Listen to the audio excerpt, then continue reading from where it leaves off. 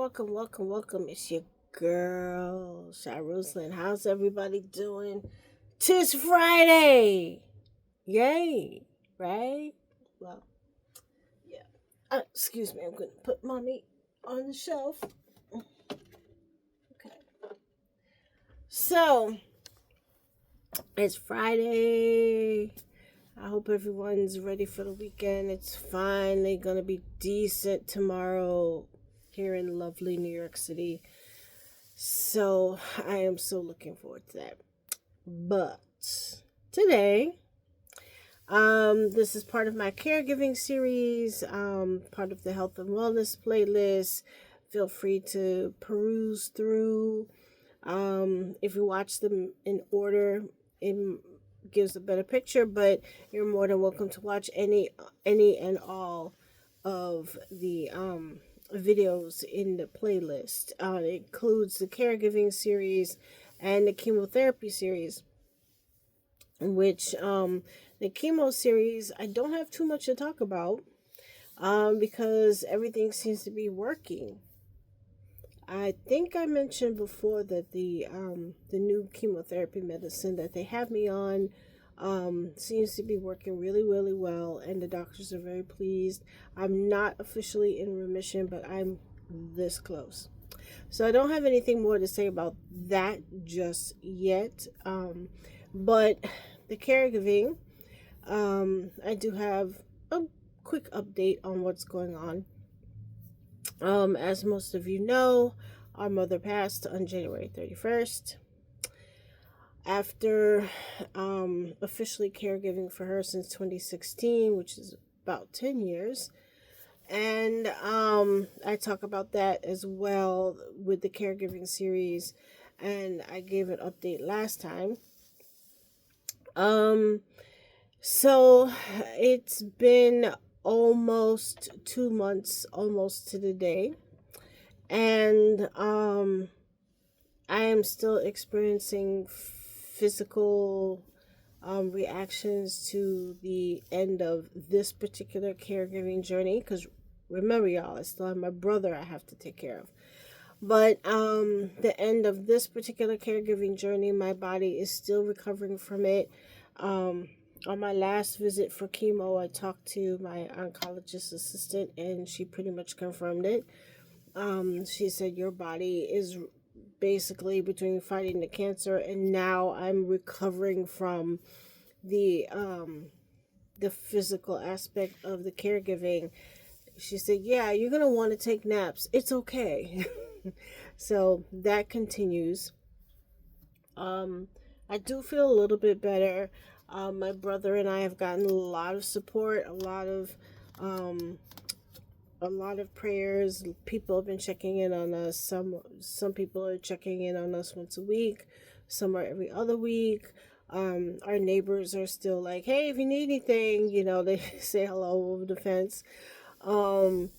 I've had other people reach out to me, and when I let them know that she passed, they were like, oh my goodness, offers of support are coming in fast and furious, which I'm very grateful for. My brother is remaining very calm. He's not fussing. His own health issues that we're taking care of, one of them is coming to a close. So I'm very glad about that because that frees up a little bit more time. He does have an aide finally once a week from in the morning from 9 to 1.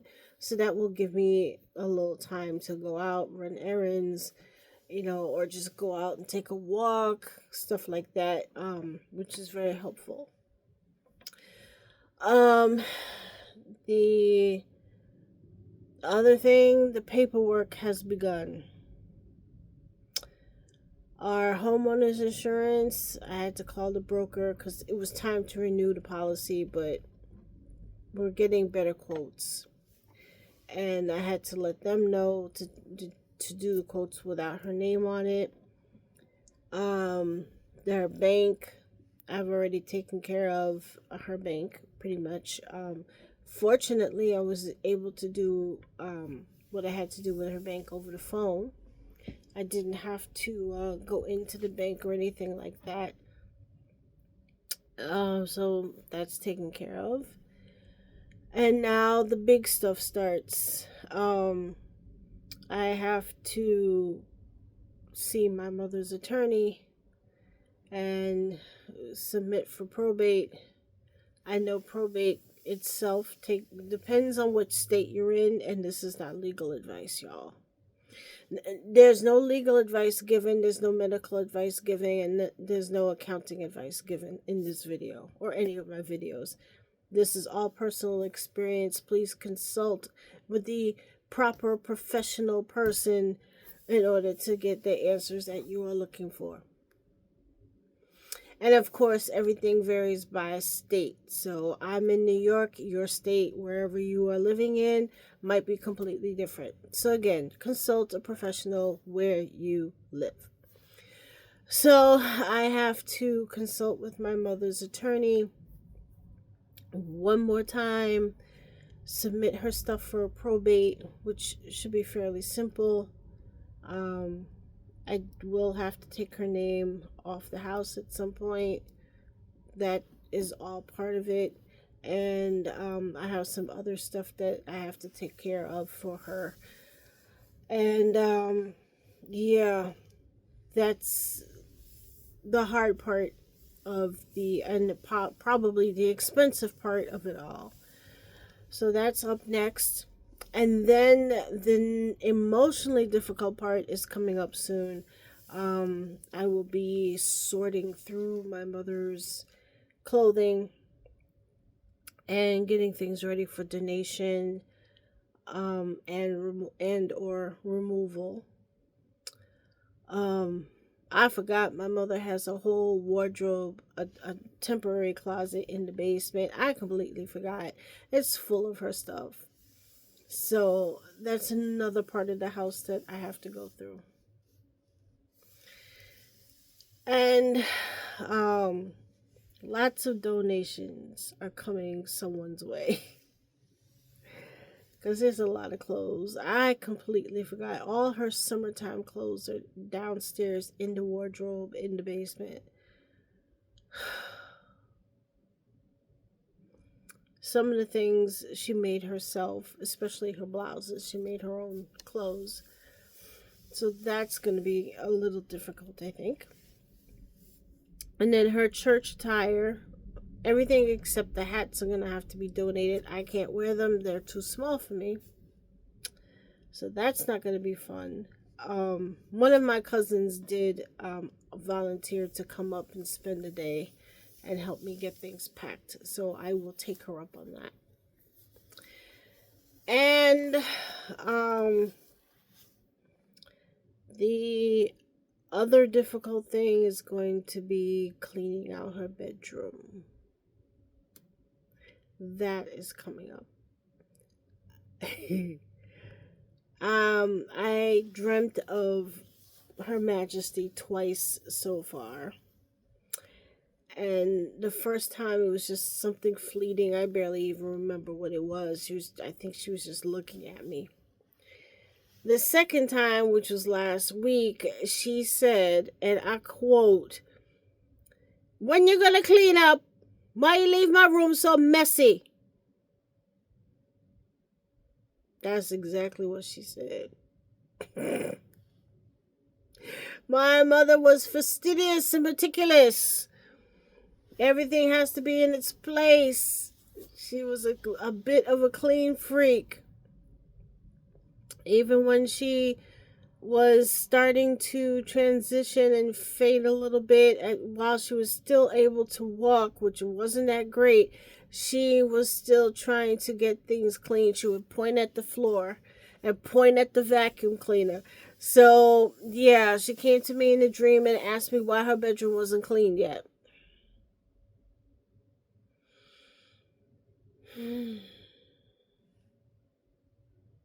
So, I'm taking that as a sign that it's time to get her bedroom cleaned out, which will be converted into my art studio. I have decided not to take over her sewing room. which was my first thought, but my brother pretty much likes the downstairs, and so I've decided to keep my office and my art studio. I've decided to keep it upstairs and let him kind of have downstairs. So I don't know what's going to happen with the sewing room once I clean it up. Maybe that'll be a guest room if a cousin or somebody wants to stay overnight. I have a day bed in there, so I'm just going to leave the day bed and basically just clean it up.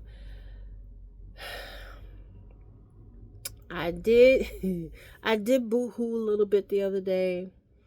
I donated mom's supplies. She had a ton of hospice supplies that had come just before she passed, so nothing was open. I had creams and underwear and all kinds of stuff, cleanser and all that, wipes and everything. And she had gotten like 2 deliveries before she passed, so it's like this stuff I never had a chance to use. And I had some underwear from when she was on her regular Medicaid. They were sending her underwear on a monthly basis. I had that in the basement, so I donated it. One of her former aides, one of her new clients, isn't receiving any assistance at the moment, so they're not getting supplies. They have to pay for everything out of pocket. So I said, come and take it, because obviously I'm not going to use it. I did keep a couple of tubes of cream and stuff for myself, because my skin does get dry.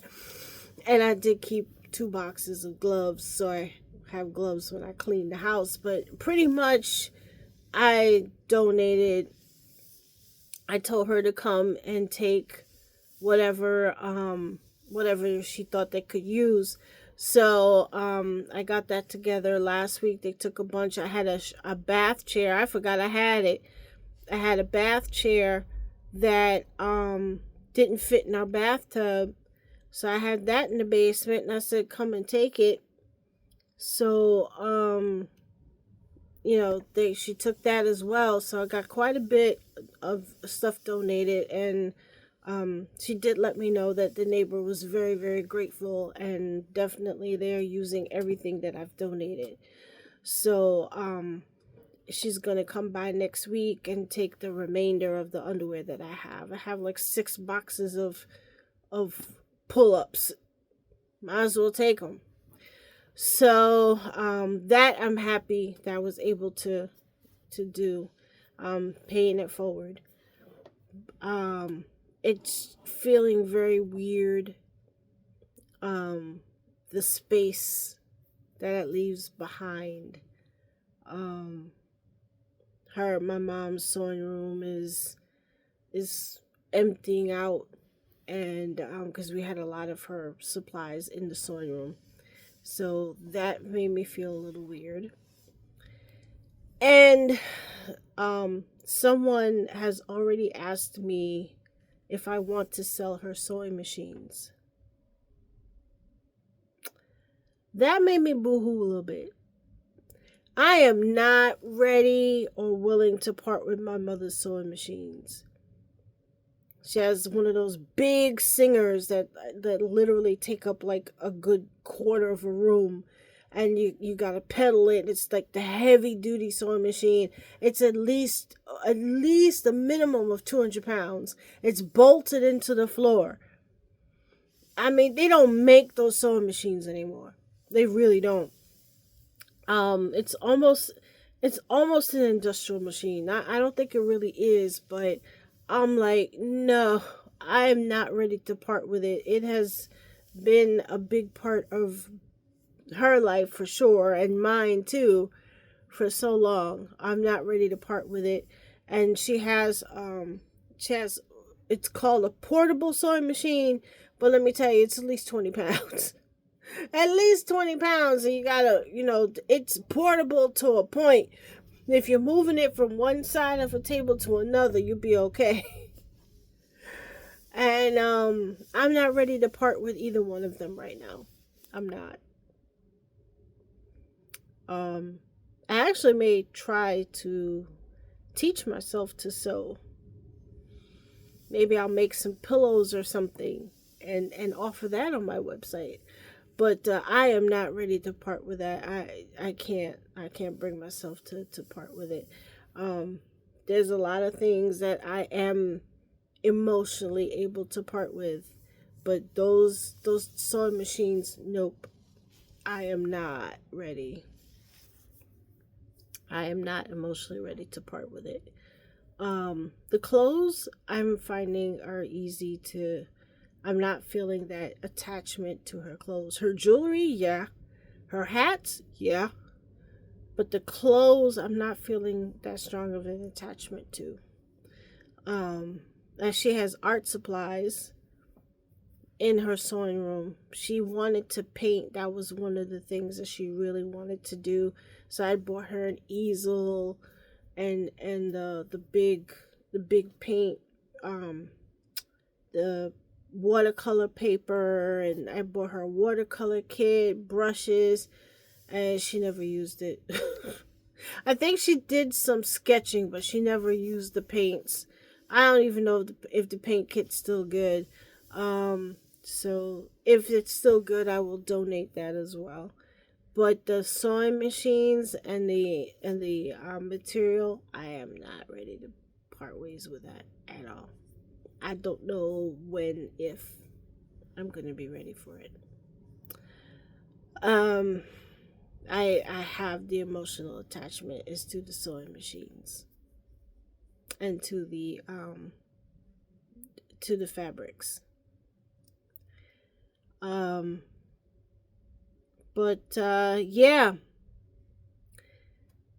I'm just trying to take care of myself as best as I can. And like I said, my caregiving journey isn't really over because I have my brother. But it's not that bad.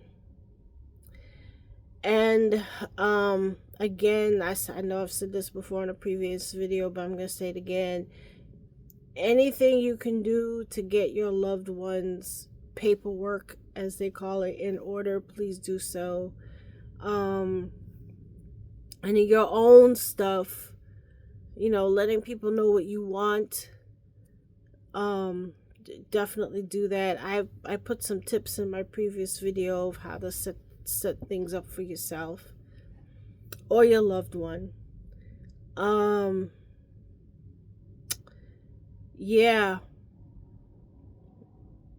And even though technically my caregiving journey is kind of coming to a close, it's not at a close yet.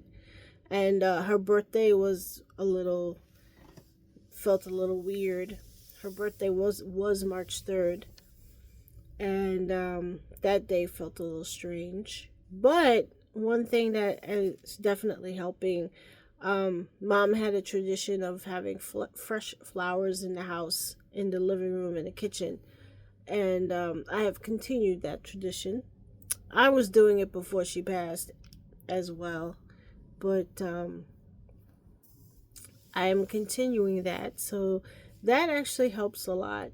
It's nice to see the flowers and the colors and, something alive in the house. And I have taken over the plants. We have a bunch of house plants. A couple of them were mine. A couple of them were hers. So I've definitely taken those over and they're starting to flourish. Yay! So little things like that, those things kind of ease the emotion of it all.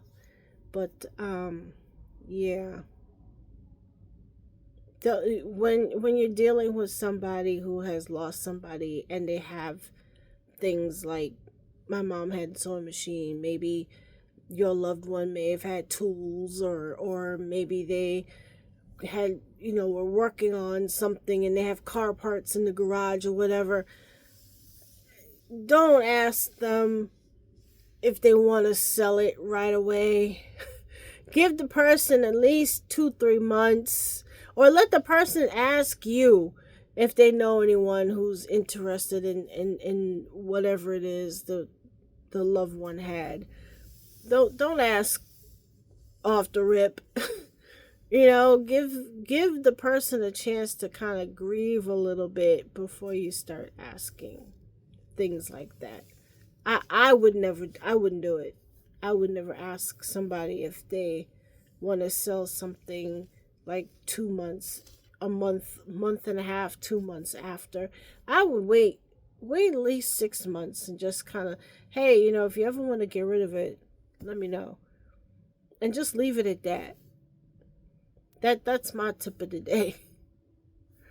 But yeah, that's what's happening. I'm feeling some beating energy, so I might do a beating chat. I'm not gonna say when. When it happens, y'all. Because every time I plan to do it, something comes up, or I'm not feeling up to it, or I end up falling asleep. So you'll see beating chat when y'all see beating chat.